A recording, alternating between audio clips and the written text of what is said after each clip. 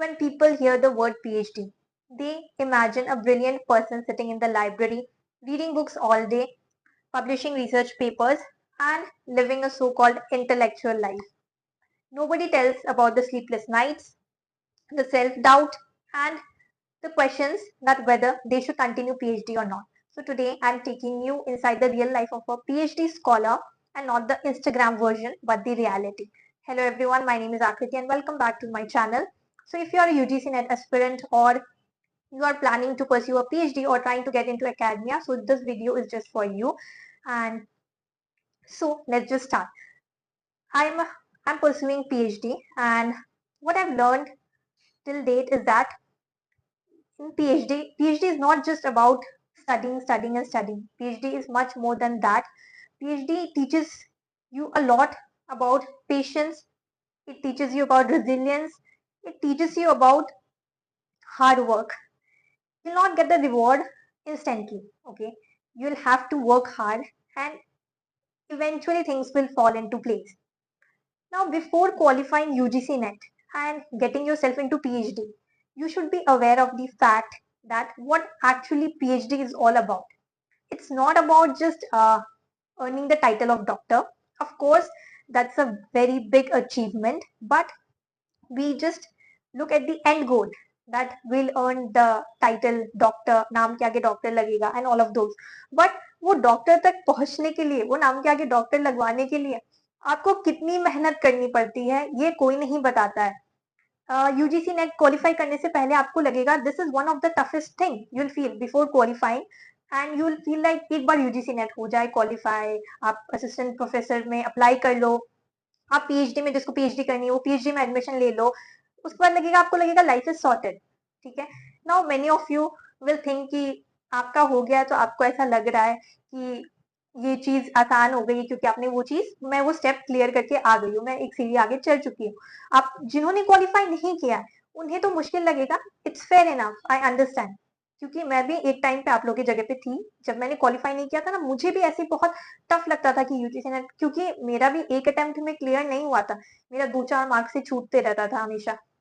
तो मुझे लगता था कि ये एग्जाम है ही नहीं, मेरे लिए बनी ही नहीं है. मुझे लगता था I maybe I should try something else, and I also tried something else, but maybe it didn't work out, and यही मेरे लिए बनी थी ये चीज. तो इवेंचुअली दिस वर्कड आउट. ठीक है. बट उस मोमेंट पे जब आप रिजल्ट खोलते हो और आपको लिखा होता है कि नहीं आप क्वालिफाई नहीं हुए, तो आपका दिल जो टूटता है ना, वो एक कैंडिडेट ही समझ सकता है. जब आप इतनी मेहनत करते हो और अगर आपका 2 नंबर या 4 नंबर से छूटता है, तो I can understand that pain. I have gone through that. ठीक है. तो आई नो.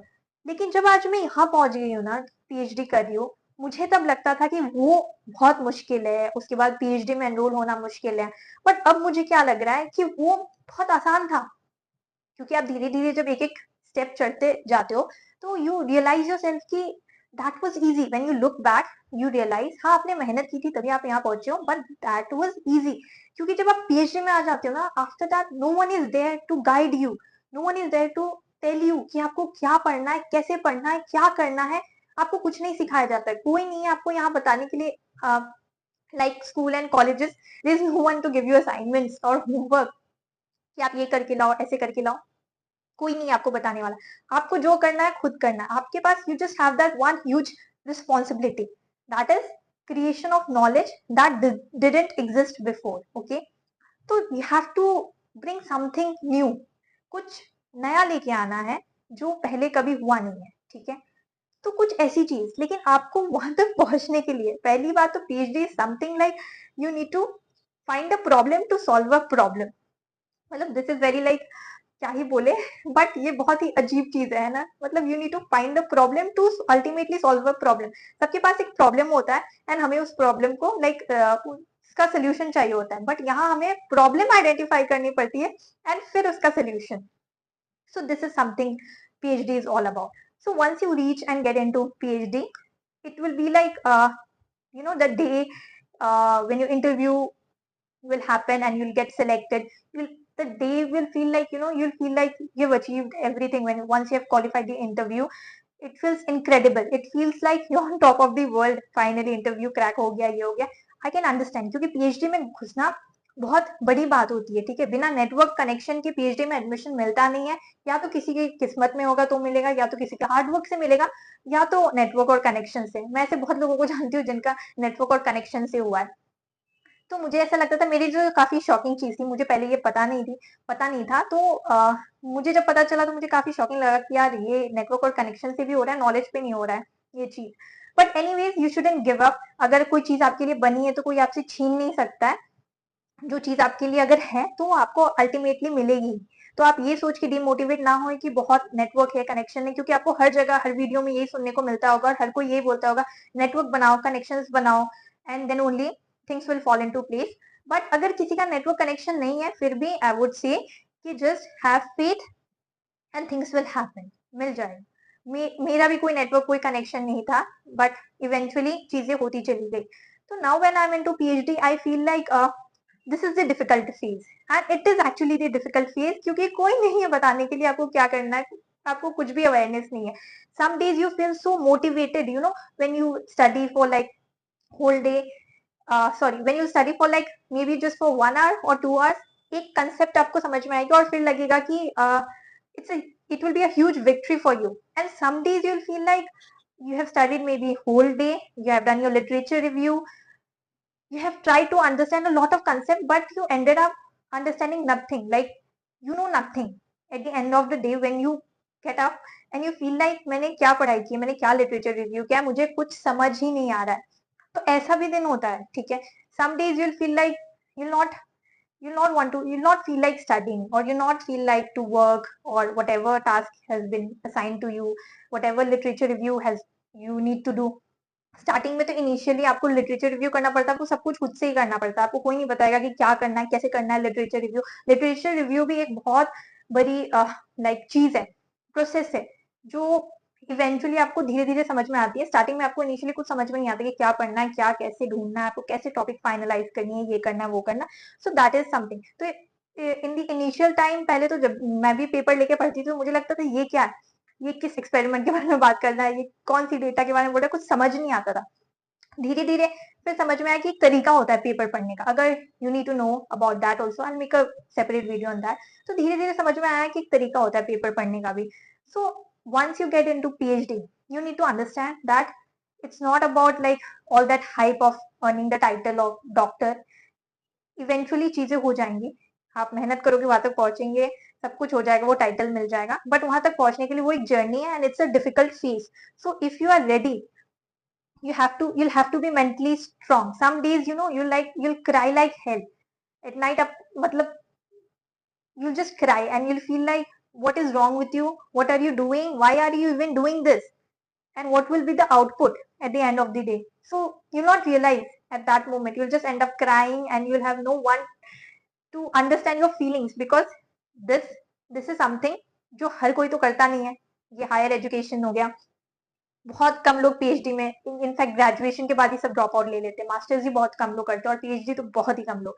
तो हर कोई आपकी फीलिंग्स को नहीं समझ सकता है, एंड हर किसी को समझाने की जरूरत भी नहीं है। आई वुड सजेस्ट, जब जो भी पीएचडी में आने के बाद ना, you have to be mentally strong. मैं आप लोगों को बस इतना बताना चाहती हूँ, बी मेंटली स्ट्रांग। पेशेंस की बहुत जरूरत होगी। कोई कोई रात नींद नहीं आएगी आपको ये सोच के कि मैं ये क्यों कर रही हूँ, मैं क्यों क्यों हूँ इस फील्ड में, कुछ समझ नहीं आएगा। Next day you'll feel motivated and next day you'll feel like you can do everything. आपको सब हो जाएगा, आपसे सब हो जाएगा, सब कुछ हो जाएगा। तो इट्स अ प्रोसेस कि पहले दिन, एक दिन आपको मोटिवेशन फील हो रहा है, फिर दूसरे दिन डिमोटिवेशन फील हो रहा है। तो ये चीजें होती रहती है, and I think it's necessary also. हर दिन कोई भी मोटिवेटेड नहीं फील कर सकता, एंड हर दिन कोई भी परफेक्ट नहीं हो सकता है, ठीक है। तो कोई दिन आपकी आउटपुट बहुत अच्छी होगी, किसी दिन नहीं होगी, किसी दिन आपको मन नहीं करेगा, मत करो, उस दिन जाके चुपचाप सो जाओ। That's the best thing you can do when you are too much stressed. तो this is all about PhD कि you should be mentally prepared. ऐसा नहीं कि आपको आके सब कुछ आसानी से मिल जाएगा, आपको कोई बताने वाला ये पढ़ना है, ये करना है, ऐसे करना है, वैसे करना है, कोई नहीं है आपको बताने वाला। आपको जो करना है आपको खुद ही करना है।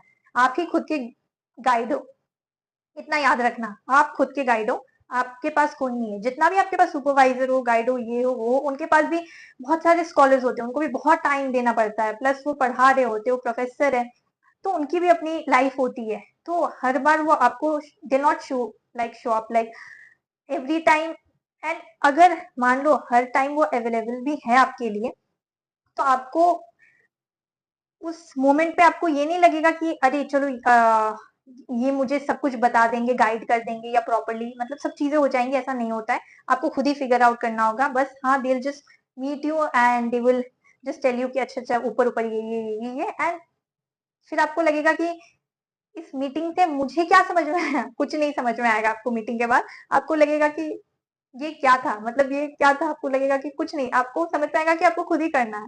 यही फैक्ट है, ठीक है। और फैक्ट कोई जल्दी बताएगा नहीं, मैं आपको बता रही हूँ। तो अगर आप मेंटली प्रिपेयर्ड हो और आप स्ट्रॉन्ग माइंड सेट हो, तभी आना इस फील्ड में। End of course do not get demotivated, इसके बहुत सारे पर्क्स भी है, लेकिन थोड़ा सा ये प्रोसेस ना लॉन्ग टर्म वाला प्रोसेस है, इंस्टेंट रिवॉर्ड नहीं मिलता इसमें, ठीक है। तो इसमें पेशेंस की बहुत ज्यादा जरूरत रहेगी। आपको धीरे धीरे बहुत सारी चीजें सीखने को भी मिलेगी and this it's a process of critical thinking.